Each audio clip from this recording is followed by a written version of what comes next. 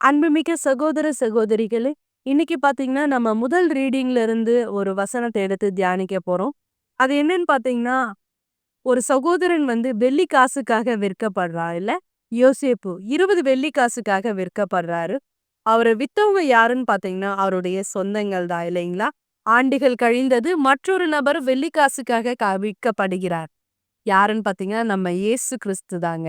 30 வெள்ளி காசுக்காக அவர விற்றவர் யாரு? சீடர். அவருடைய யூதாஸ் இஸ்காரியோத்துன்னு சொல்லிட்டு அவரு விற்கப்படுறாரு. 2 பேருமே பாத்தீங்கன்னா நிரபராதிங்கல்ல. இருவரும் தங்களுடையவர்களால் விற்கப்பட்டவர்கள். இருவருமே துன்பத்தை அனுபவித்தவர்கள். ஆனால் தேவன் அந்த துன்பத்தை வெற்றியாக மாற்றினார்.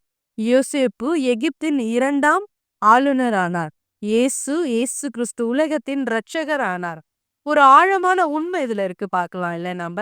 மனிதர்கள் உங்களை விற்கலாம், துரோகம் செய்யலாம், நம்மை தள்ளலாம். ஆனால் தேவன் ஒருபோதும் தள்ள மாட்டார்.